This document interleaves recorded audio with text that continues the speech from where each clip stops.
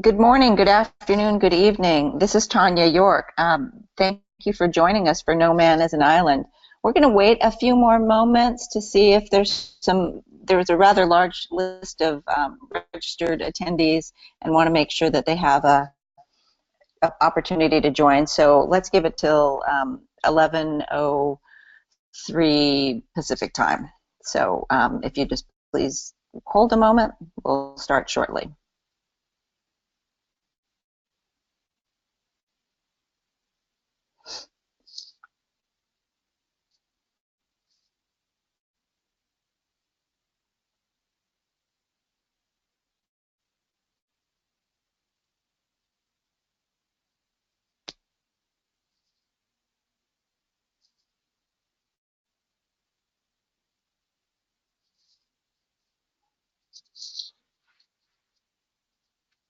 Again, if you're just joining us, we're holding a few moments. We'll wait till 11:03 to start the presentation. We have a number of attendees registered, and I want to make sure that everybody has an opportunity to join.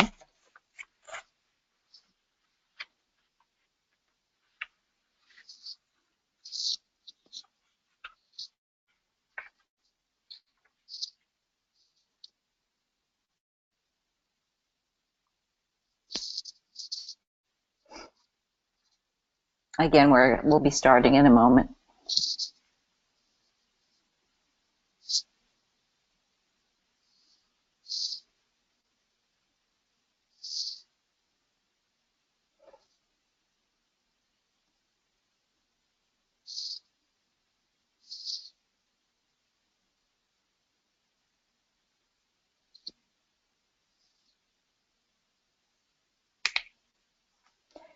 Alrighty then, it's 11:03, so I will start the presentation. So as I was saying earlier, to those of you who were on at 11 o'clock straight up Pacific time, good morning, good afternoon, good evening, wherever you may be. Welcome to our webinar today, No Man is an Island. I appreciate you taking the time to join us, and hopefully you'll get something beneficial out of our hour together. The agenda today is as follows: introduction, ground rules, hopeful outcomes, external collaboration, internal collaboration, closing, and questions. A little bit about myself before we get started. As your speaker, I've been doing contingency planning, disaster recovery, business continuity, business resumption, IT service continuity, business resiliency, and whatever we're going to call it next for the last 20 or so years. I've built programs, and I've also consulted with companies to help them create and enhance their programs. Currently, I'm working for an organization called BSI, the British Standards Institute. It's the organization that's responsible for ISO standards. They have a advisory services organization, and I'm part of the advisory supply chain risk organization, and I'm currently assigned 100% of the time to Google. Before we start, I wanted to establish the process for managing our communication during the webinar. If you have any questions, it says please hold questions to the end. Please use the question box, and at the end of our presentation, I will address your questions. Just in advance, unfortunately, my NDA at Google doesn't allow me to answer any questions about Google except, how's the food and what's your favorite kind of dog on campus, but that's about it. And should we run out of time with regards to your questions, I will respond to your questions personally via email if need be. All right? So it's my desire that those of you who've joined us today will be able to leave this session and have seen the advantages of collaboration, and you'll have some ideas on how you might build collaboration into your programs to enhance your outcomes. Now, when the Business Continuity Institute reached out to me and said, would you, speak for Business Continuity Awareness Week, and the theme is collaboration, and I started to think about what that meant to me and my experiences in my career, And really, you can ask this question: why are certain business continuity practitioners or organizations more effective than others? Well, it really is about collaboration. It's the key differentiator, I believe.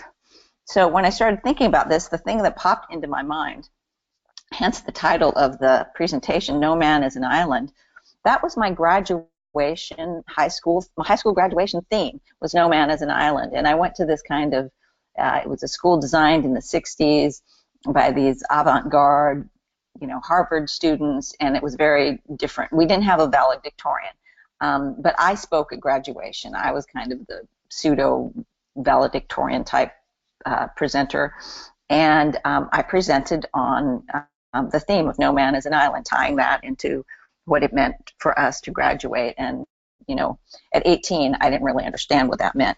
And at this point in my life, I definitely have a better understanding of what that means. There's a little link here to go out to see the poem if you're not familiar. But I'm going to read it to you. No man is an island, entire of itself. Every man is a piece of the continent, a part of the main. If a clod be washed away by the sea, Europe is the less, as well as if a promontory were, as well as if a manner of thy friends or of thine own were. Any man's death diminishes me, because I'm involved in mankind, and therefore never send to know for whom the bell tolls, it tolls for thee. And that's by John Donne. The next thing that popped into my mind in thinking about collaboration was Hillary Rodham Clinton's book, It Takes a Village. And yesterday was Mother's Day, and for those of you who are on the broadcast today and are mothers, you definitely know it takes a village, or if you have children, you know it takes a village. And this is attributed to an African proverb, but it definitely takes a lot of people influencing our children to make them good human beings. The other thing that popped into my head was a quote that was used at the Democratic National Convention in the United States in 2016 that Cory Booker used, also attributed to African proverb. The reason for the question marks is when you start to look at the provenance about those proverbs, there's some discussion. But it was, what he said was, if you want to go fast, go alone. If you want to go far, go together. And I think most of us as managers have sometimes said, I'd just rather do this myself, right? Because it is faster. It doesn't mean it's the best solution, but it usually is faster. So, this common thread of working together. And what I found in my career, the times that I've had the most satisfying work and the greatest success was collaborating with others to create something bigger than ourselves. And so with that, I'll start talking a little bit more about examples of collaboration. Now, there's collaboration with external entities, right? So the first thing I wanted to talk about was private to private sector collaboration. So I'm using some examples from my past history, my past life. This is a photo of U.S. Bancorp in Portland, Oregon. That is the U.S. Bank Tower, and that smaller building to the left is the plaza.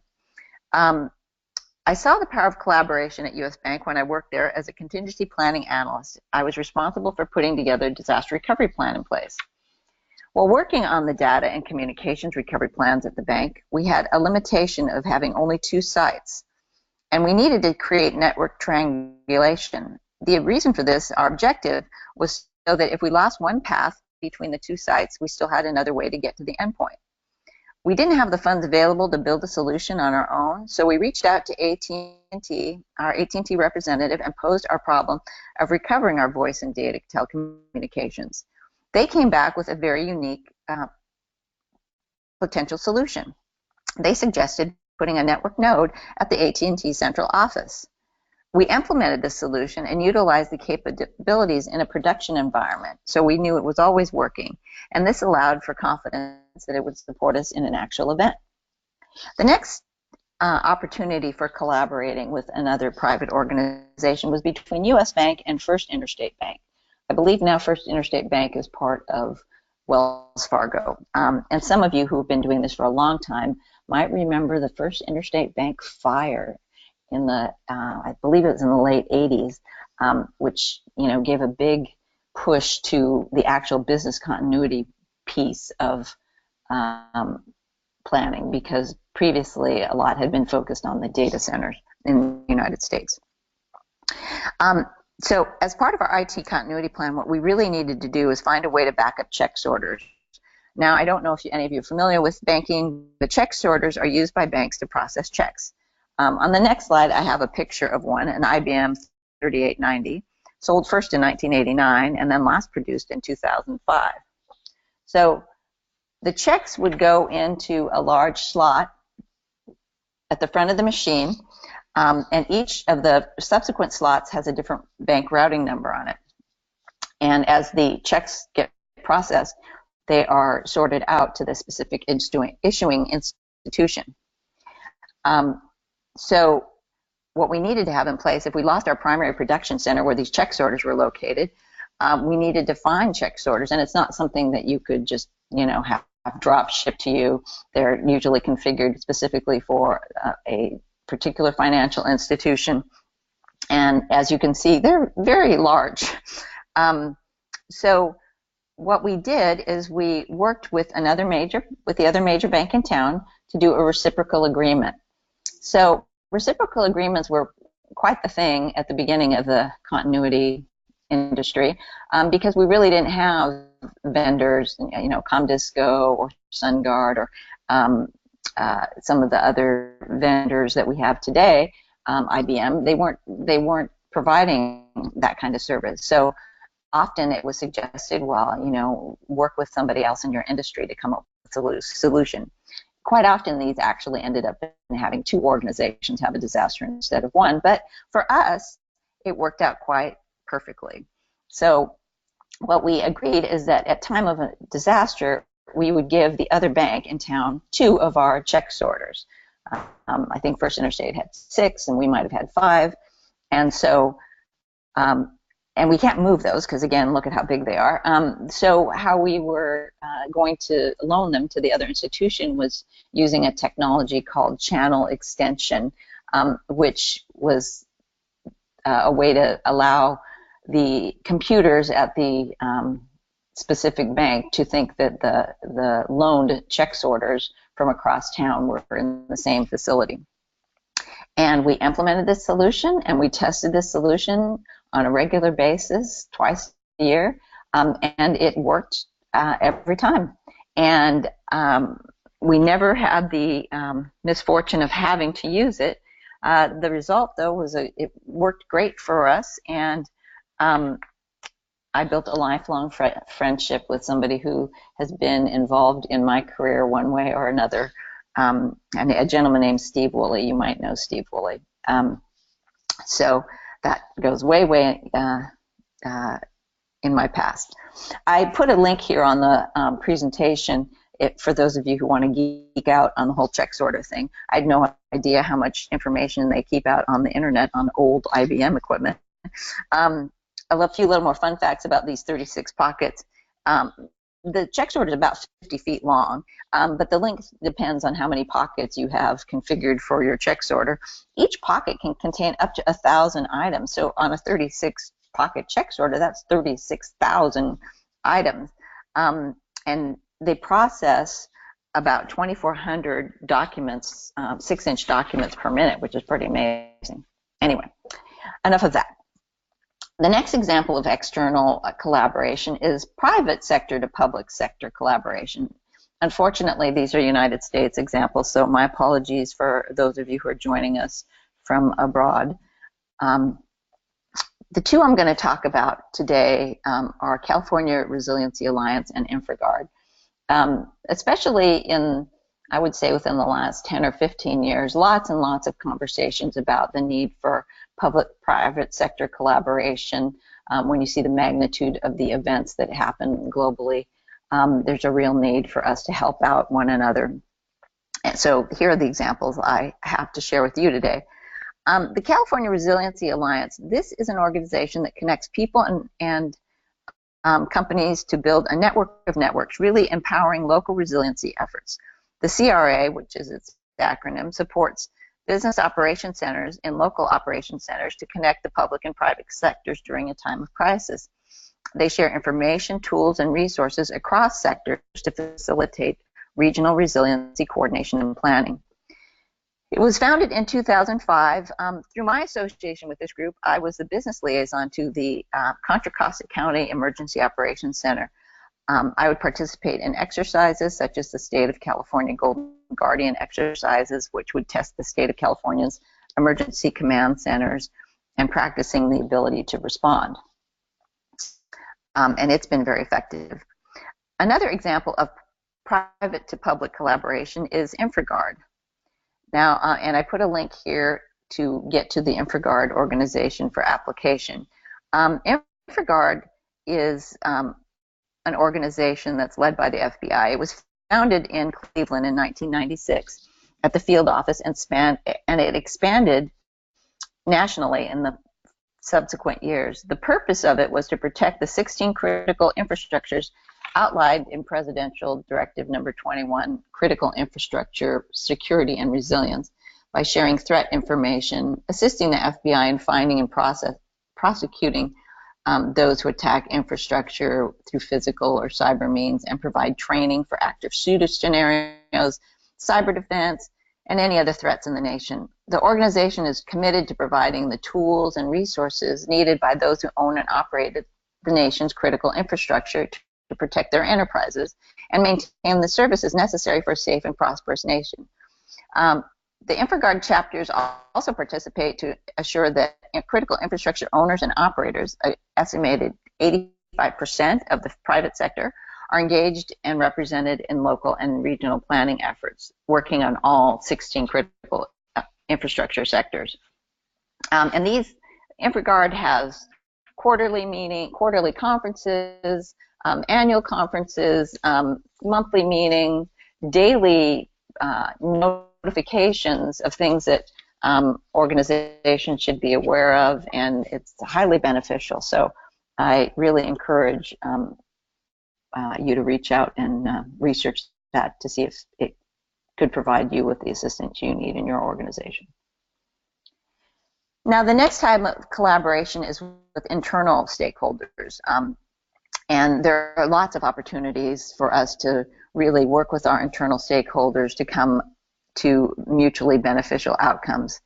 And, you know, as I mentioned at the very beginning of the presentation, this is really the reason my career and the programs that I've been associated with have been successful, is through collaborating with others. So these are some examples. I'm going to talk about a few at length. So IT service continuity and legal. At my time at McKesson Corporation, which is a Fortune 5, founded in 1833, 1/3 of all the pharmaceuticals in North America are delivered by McKesson. Due to the organizational structure at McKesson, we were really challenged by having third-party contracts with the appropriate language to protect IT processing done outside of McKesson. It was a very distributed organization. Many different groups would be negotiating different types of contracts with third-party IT support services, and not all the continuity requirements were being captured. So we partnered with legal and helped them understand the risk that was being accepted without proper thought or review. And we drafted addendums for business continuity and IT continuity. Should we have third-party suppliers or vendors that, you know, one really applied more than the other. And we got those approved. And then when legal would engage with our business units, they would present these addendums and require review and signature where they were applicable. So that was really helpful in identifying the risk and managing the risk. Of course, there's IT service continuity and information security. And in my slides, IT service continuity, for those of you that are familiar with ITIL, is what ITIL calls continuity when it's focused in the technology organization. And at my experience at McKesson, we're focused on the technology organization. and we were an ITIL organization, so that's the reason for the terminology. But of course, it's always beneficial to partner with information security. So the first area that we did this with was with regards to crisis response. For the IT continuity part of the organization, there was a matured emergency response team that was exercised semi-annually, and there was a need to start conducting exercises as they related to information security, and really running those scenarios from the technology perspective through the CIO organization, and then feeding that information to the broader crisis response. So we created a ransomware scenario to address the CEO's concerns that he had about cyber incidents, and that was really beneficial to the information security organization because we'd already had an established process for executing those kinds of exercises and applying the feedback to plans and such. And then the next area for collaboration was with regards to business continuity and information security. So as the Chief Information Security Officer was dealing with responding to the information security threats, there was direction that all the IT organization would be writing cyber incident response plans. And as we talked more and more about this, it seemed that the best way to address this was to leverage the existing business continuity plans that were in place, and then simply for the appropriate business units that would have responsibility for a cyber incident, develop the specific procedures and put those into appendices in those department plans. And so that's what we did, and that saved a bit of time and energy for many groups within the organization, and we still were able to get to the deliverable that was requested and needed. The next example I have is business continuity and trading floor. So at my time at Charles Schwab, and Charles Schwab is a broker-dealer founded in 1973. It's ranked number 50 of the most admired companies. I was there and I was responsible for business resumption services. So it was for business continuity, execution, and oversight for the whole organization. And at that time, we also had operations in England and an Asia Pacific group. And so at Schwab, we had highly engaged executive management when it came to business continuity. These folks had been through the 1989 San Francisco earthquake, so they had, direct emotional connection to being prepared. And at Schwab, we had exercises quarterly. We tested the data center quarterly. We had business continuity exercises quarterly. We had business continuity plans for all the call centers. There were at that time, four call centers with, probably thousands of people in each of the call centers. But and we had a subscription with a company called Comdisco Continuity Services, who had work area recovery at the time. We had a subscription for 2,500 seats to recover people, call center personnel at their location. The other thing that happened at Schwab is they had a whole group called Volume Contingency Planning, VCP. And volume contingency planning was specifically there to deal with high market activity. So if the market was busy and they would call volume contingency planning, that would look like this. You might be working in HR, and at Schwab they would encourage everybody to take their Series 7 securities licensing, and so take classes, get licensed. And then during volume contingency planning, what would happen is if you worked in, for example, HR, and you worked in San Francisco on the West Coast, if volume contingency planning was in effect, you'd start your workday at 5 a.m. and you'd be taking calls and doing trades with our customers until close of market about 2 p.m. Pacific time. And then you'd go back to your desk and you'd do your HR duties until they were complete. And that was volume contingency planning. So there would be people from all parts of the organization, an IT programmer, a corporate events person, all these different kinds of people that would be executing customer service responsibilities during busy market. Well, we had this one busy market situation where, despite our efforts through volume contingency planning, we weren't able to manage our incoming calls, and we were having abandoned calls. And we were running reports to see who the customers were that were abandoning, and after, market hours, we were calling back the customers. It was really a bad scene for an organization who's extremely focused on customer service, and time is of the essence. So we worked with the trading group and came up with the following way to collaborate and help them with their situation, and it was by declaring a disaster at our facilities at Comdisco. Well, certainly it was a disaster for us to not be able to serve customers, right? It was not the same as a flood or a fire, but we were still not able to serve customers. So we declared it a disaster. We utilized contract trading staff. We got buses to move the staff from San Francisco proper to the suburb where the backup location was, and we rerouted our backup network capabilities, and we took trades. And it's one of the most exciting times of my career because we were a profit center. So that was a huge win, and it really also cemented the fact that the plans that group did in the trading floor, they were utilized. It was for a reason, and they got a lot of value out of that. Another area for collaboration is between supply chain management, information security, and business continuity. So when I joined BSI, I was fascinated by what was going on in supply chain and the things that I learned there, the tools that are available.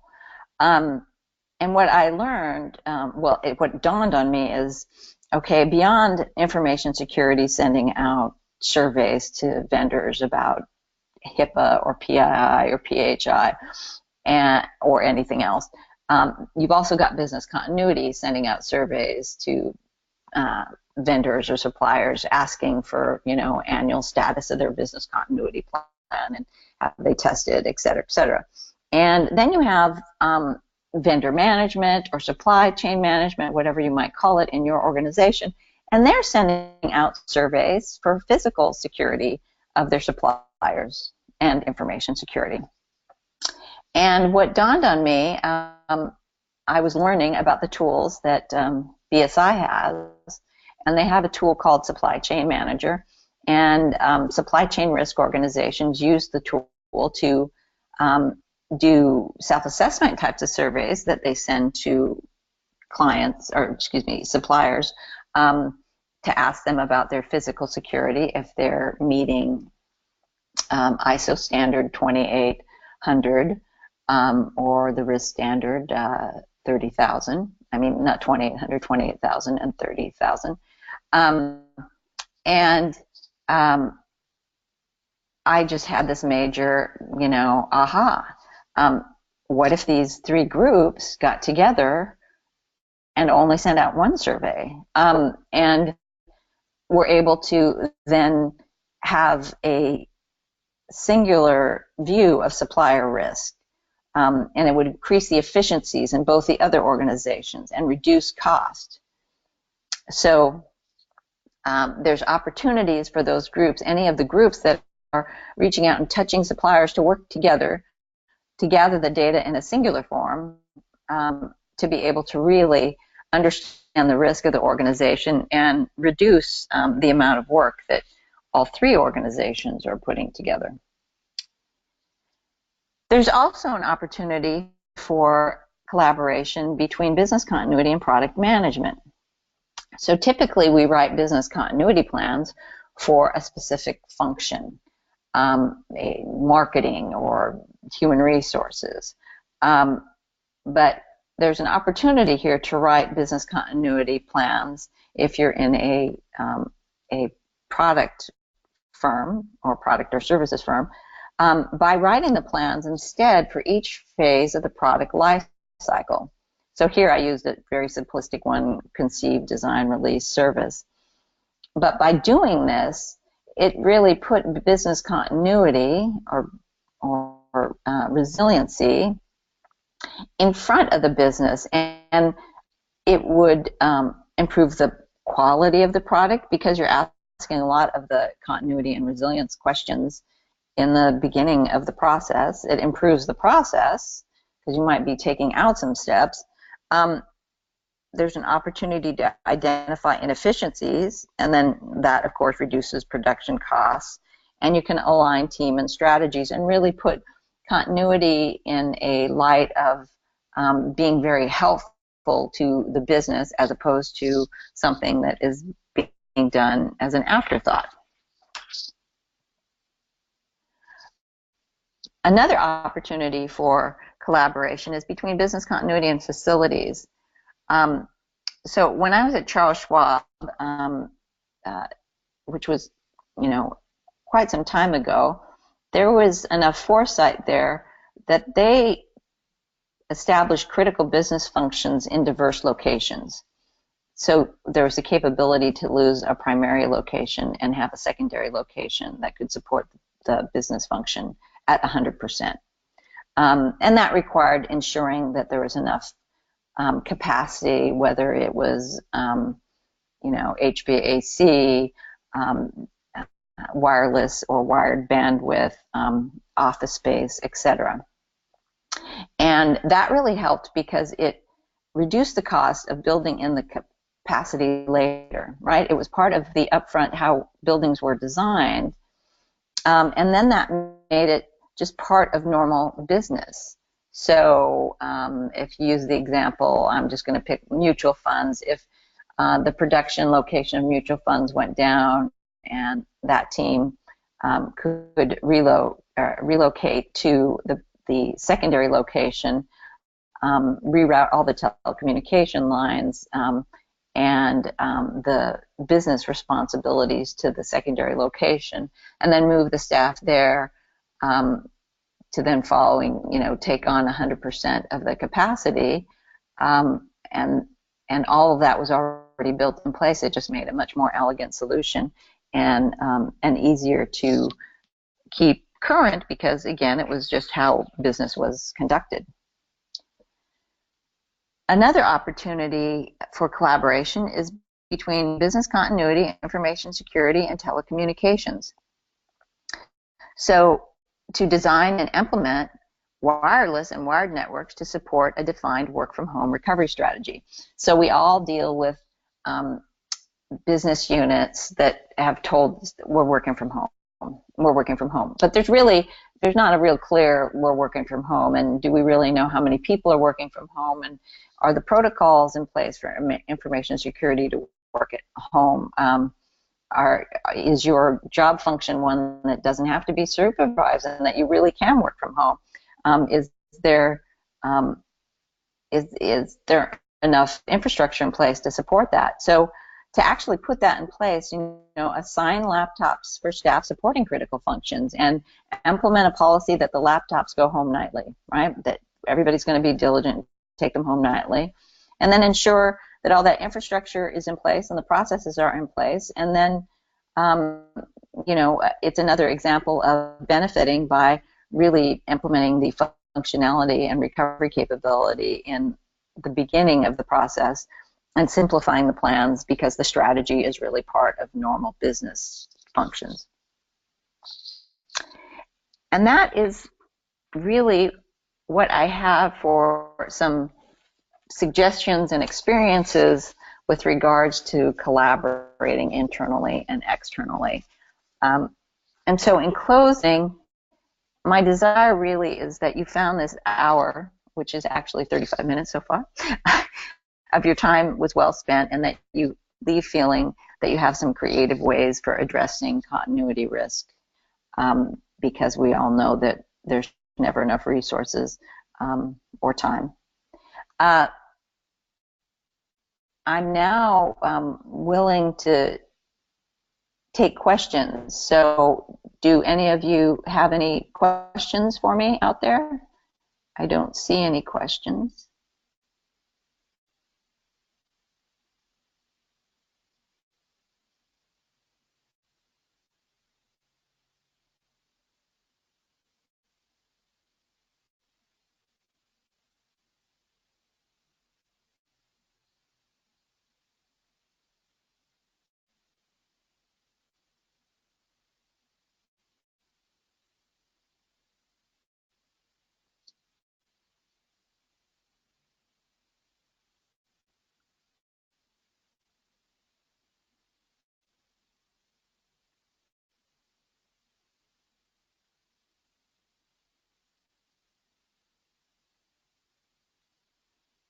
Any questions out there?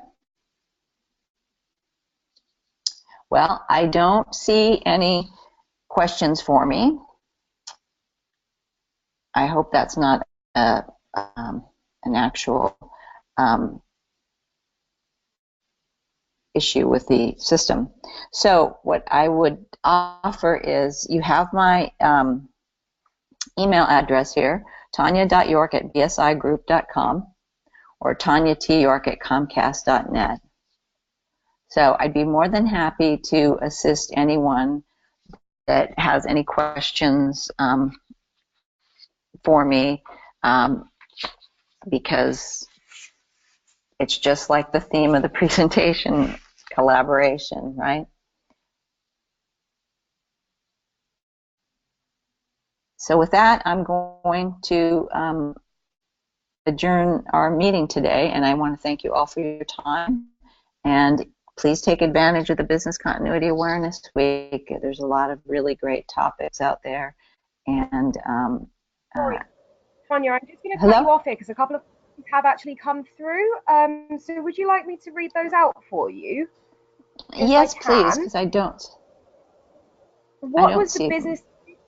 That's fine. So we've got one question come in. What was the biggest business continuity challenge that you have to address while in Schwab? While at Schwab? Mm-hmm. Yeah.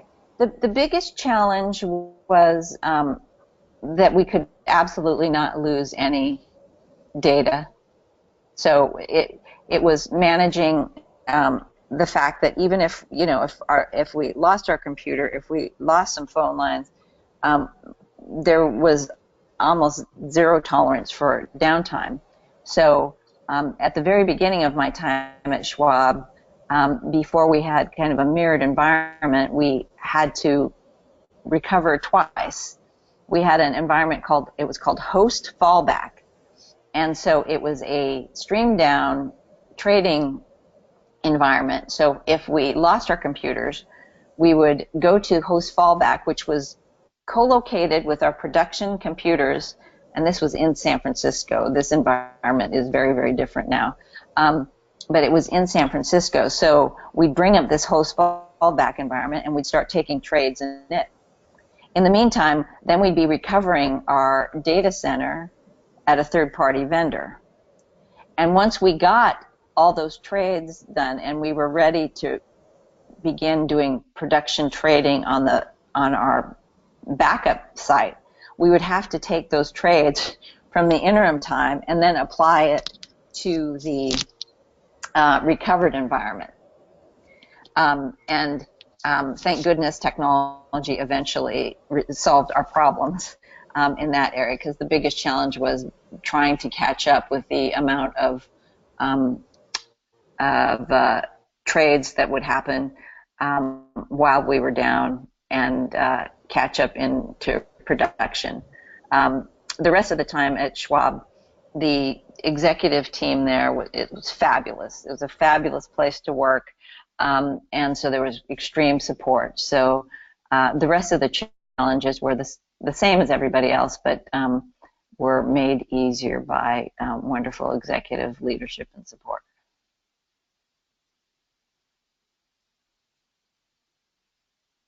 Fantastic. Thank you. So there's no other questions come in at this point. So we'll maybe give it 1 minute in case any of the attendees want to type anything to us. Otherwise, we'll call the webinar at this point. So if any other questions want to come in, please feel free to type them in the question drop down.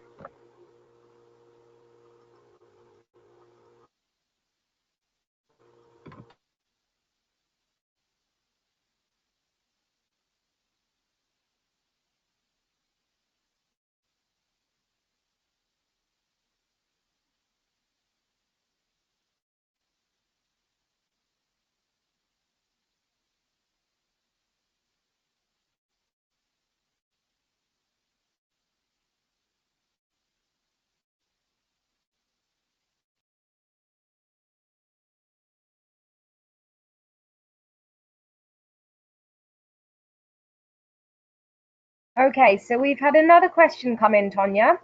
A couple more questions coming through. So the first one, did you have a framework for stakeholder mapping to streamline the stakeholder needs, especially for designing the surveys? For supply chain or for? I'm not sure what I'm not sure specifically what the question is for. In terms of stakeholder framework, during my tenure at McKesson, we definitely used a stakeholder framework. So we did a stakeholder analysis of everybody who had any kind of impact or partnership that we needed to execute on our IT continuity program there, had a change leadership plan to execute against the stakeholders, had a communication plan, surveyed everybody all the time for everything. We had a benchmark for everything to be able to identify when there was progress. So from that standpoint, I'm not sure if the question was related to that or not. So we've had confirmation from the lady that posed the question that it was relating to supply chain. Related to supply chain, yes. Yeah. So again, I within my work at BSI, not at Google, we do have a stakeholder framework that we utilize to identify the stakeholders in supply chain based on an individual organization, right? All the idiosyncrasies of an organization that we use to then build out, program governance and all the processes in order to have an effective supply chain risk management program. Fantastic. Thank you very much. So we have another question come in. What would you do if IT supply chain management thinks they could set up RTO and RPOs without asking the business? Well, usually what I try to do is help them understand why that's a bad idea and how it will not benefit them, the IT organization. So typically they usually want the business to participate, but the business might not participate. And in the end, they're held accountable anyway, right? So it's really an awful position to be in terms of IT. It can be IT continuity because whether or not the business participates, you're still going to be held to recovering the environment. It's usually about education and helping the IT organization understand how badly that could play out for them. So given the scenario that I just said, if they're selecting a time frame that is incorrect, helping them understand how that won't play well for them. There's certainly can be situations where I call it an executive BIA, and it is where executives decide what the recovery time and point objectives are. So if there are situations where the CIO says our recovery time and point objective is going to be this, and the other C levels go, yeah, we agree, then you can say, yeah, we can do that, and then you just help them understand what the consequences are. What I find is when people make proclamations or demands that really don't make sense, based on, what we're trying to do to ensure an organization is recoverable. My usual answer is yes, sure, we can do that. And then I try to explain to what then the outcomes will be, right? Because often we can be perceived like zealots, we have to do it this way, it has to be backed up, it has to be this way. And no, sure, we don't have to do it, we can accept the risk. Here's what some outcomes are, I think we've all probably gotten the question of, we need to make this like a real exercise. So we don't want to do any notifications. We just want to have a surprise test. And I've gotten asked that at least, 50 times in my career. And my usual response is, sure, we can do that. And then explain what some of the unintended outcomes might be. And usually that helps the other person figure it out. And you don't have to be the bad guy. Fantastic. Thank you very much, Tonya. So I think that's the last of the questions that have come in. So yeah, I think we're at a point now to end the webinar, as long as nothing else comes in the next sort of 20 seconds. So do flag to me if you have a question that you haven't yet posed. But Tonya, thank you very much for your time this evening and this afternoon, depending on where you're based. And as Tonya said, any further questions that you have, feel free to get in contact. Thanks, everyone. Have a great afternoon, evening, and I appreciate your time. Oh, sorry, Tonya, we do actually have one more that's just come in. Are you happy to stay on the line? Yes, that's fine. Brilliant. So this question has just come in. Do you think a business continuity compliance standard is better than aligning to a standard? Oh, well, a standard's always better than aligning to a standard, but having, an organization that has the funds and the diligence to actually, get certified in a standard and such is just too hard. I just can't even imagine it happening. Myself being in an organization, I guess it would be kind of like a dream come true. So it's always good to align with the standards, right, and be able to say that you're following best practices, right? Because I was just having this conversation a while ago with someone I know, and I was saying, eventually somebody's going to Monday morning quarterback your decision, right? That happens to all of us. Like, why'd you do that? Why'd you think? And nobody can really say anything critical of you if I'm aligned to ISO 22301, says societal security, or whatever you're planning for, right? How can anybody make negative judgments about that? That's just somebody being very reasonable. So those are my thoughts. But should you work in an organization where they like to get ISO certified and stuff, that would be great. Brilliant. I hope that answers everybody's questions. Yep, the poser says thanks for that question, Tonya, so thank you. So we'll call it a day at that point. So I hope everyone has a lovely evening or day, depending on where you're based. And thank you for joining the BCI, and obviously thank you to Tonya for presenting with us. Thank you, everyone. Bye-bye. Bye-bye.